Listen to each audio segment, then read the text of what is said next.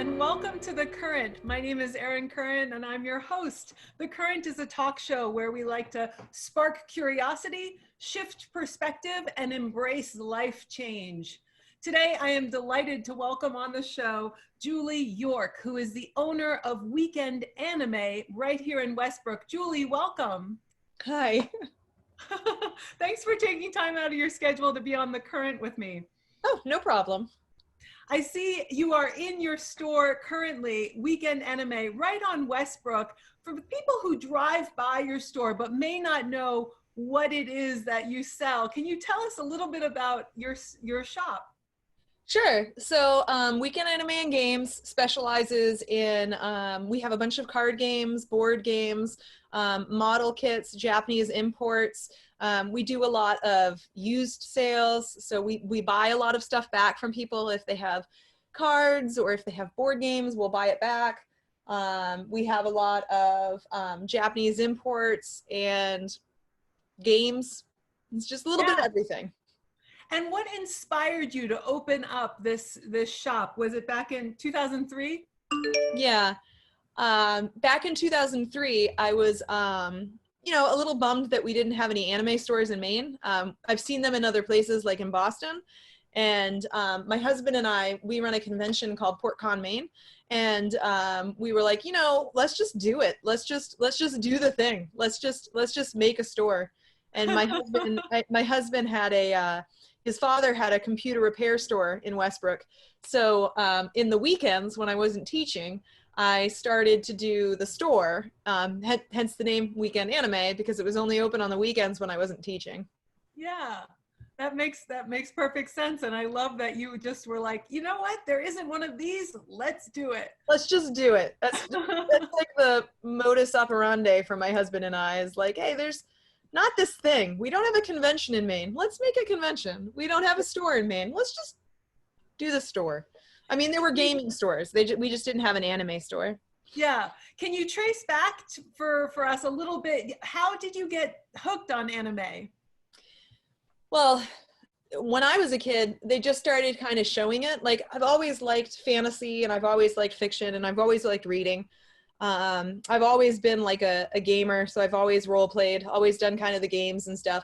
But they just started showing stuff on the Sci-Fi Channel, and they just started like importing some anime from Japan, and I just really got hooked to it. I was just like, oh, I really love these stories. Oh, I really love, like Sailor Moon was coming out. There were like 3 shows you could watch and a bunch of VHS tapes that you could like mail to each other, and it was like a whole thing that I just really enjoyed.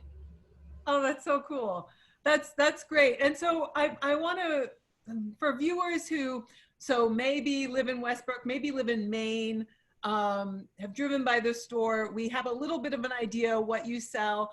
Can you tell us more recently what it's been like having to close your store and deal with this social distancing that we've all been dealing with?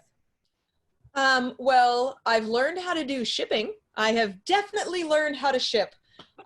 We recently were lucky enough to start doing curbside, and that's been great. I've put probably 10,000 singles online.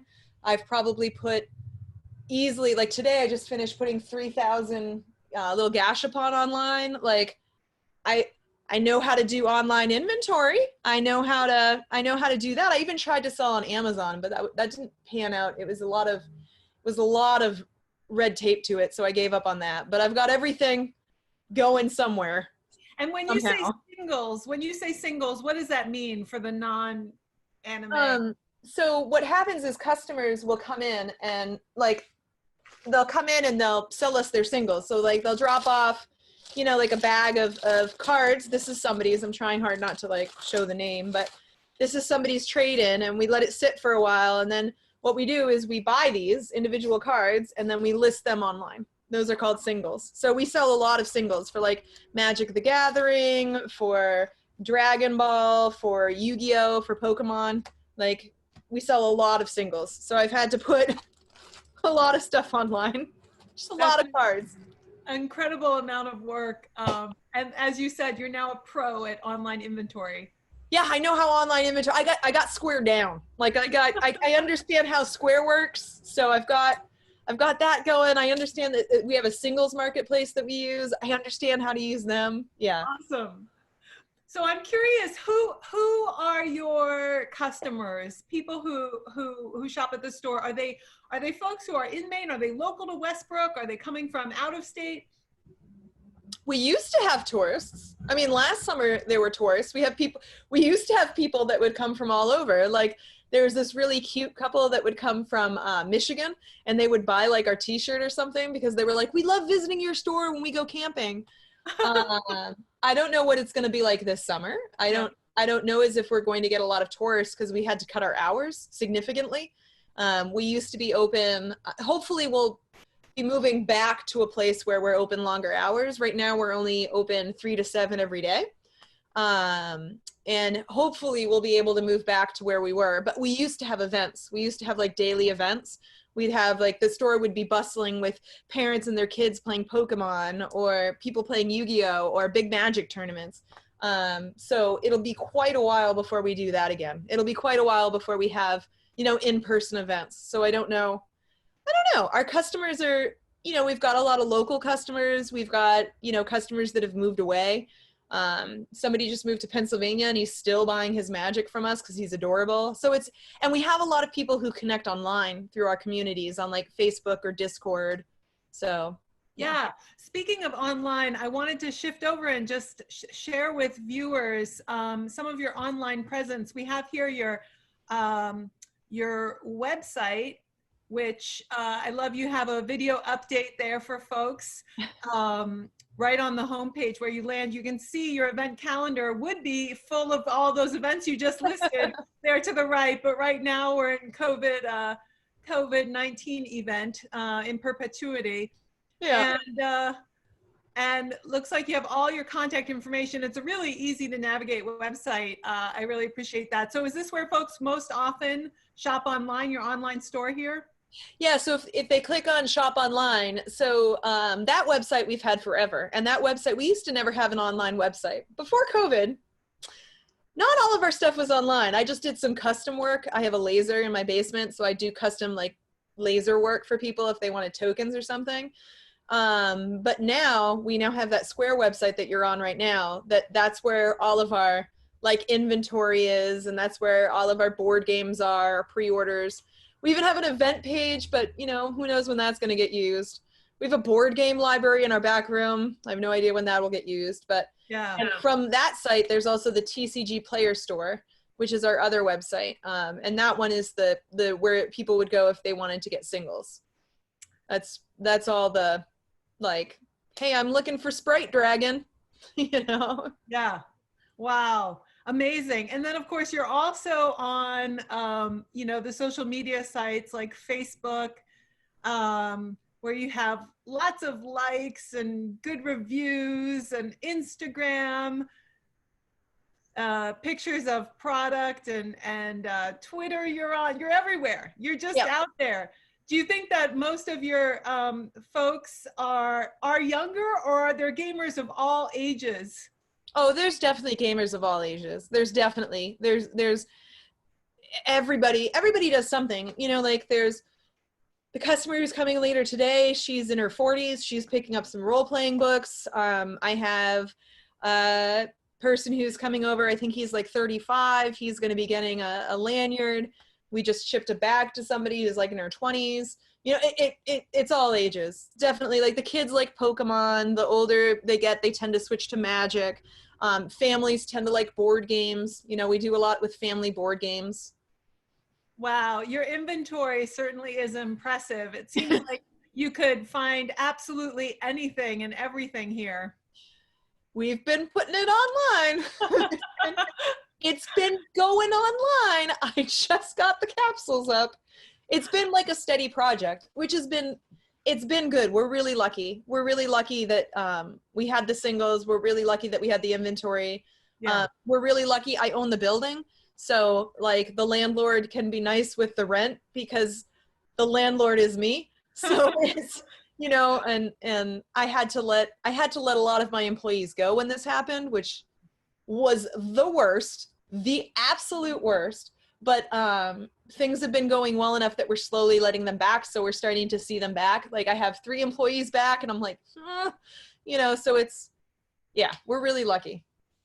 Wow, that answers one of the questions I was going to ask you about challenges particular to this time. And it sounds like letting go of staff must have been really hard, but it's great to hear that you've been picking back up enough to rehire. Yeah, it was the worst. We had to let people go. I had to cancel PortCon, and we've run PortCon. PortCon is run since 2002. So we had to cancel that.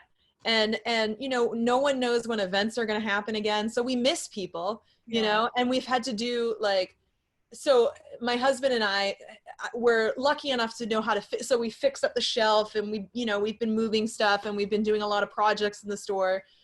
So it's been a lot of like changing and shifting and being like, okay, I guess if we're not going to do events, then we can get this fixture and we'll put like, you know, arrows on the ground. And, you know, I'm building, I teach computer science. So I'm going to build like a red light, green light for the door. So it'll be like, you know, we're only allowed to have so many people in, and it will just turn red when there's 5 people here. You know what I mean? There's just a lot of little things that we're like, because I don't want our community to get sick, because it's a really tight-knit community, and it would be like the absolute worst to be like, oh, well, we ran a Hero Clicks event and all of our players got sick, you know, and, or we did a Pokemon tournament and all the families got sick. So yeah, that's been kind of, it's been an interesting kind of shift, how to get stuff home for people so that they can still have fun safely. Yeah, you're speaking right to themes that I love to talk about on the show, which are community and how we give back and being of service, and ways in which we serve the community. And I wonder, it sounds like as a teacher, you're sort of a natural community networker person. You probably know a lot of folks and are an outgoing personality. Is that how you describe yourself? Yes. And I would definitely say we focus on giving back, because like, so my school, which obviously I'm not there, and I teach computer science, in my back room where there's the board game library, we have a back room. It's a beautiful board game library, and upstairs there's a place for role players to role play, obviously not being used.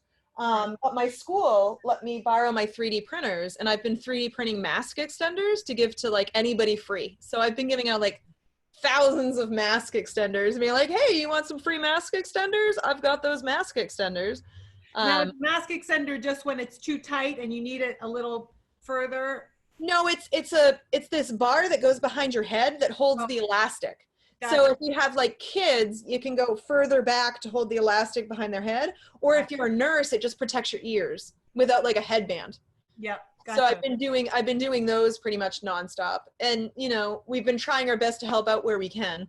Like either schools have definitely been trying. The store itself, we're like, hey, if you need any extra money, we'll buy your cards from you. You know, we're trying to help out, trying to give them things to do. The convention used to be a once a week event, a once a year event. And we have about 3,000 people that come. And this year is probably going to be about 3,500. We take over the mall, and there's like all these cosplayers there. It's really fun. Wow. And it's you know, guests come from all over the United States. So this year we clearly couldn't do it. And a lot of our staff were upset, and a lot of our attendees were upset, because we have people who've met there. We have like families that have, you know, grown up going.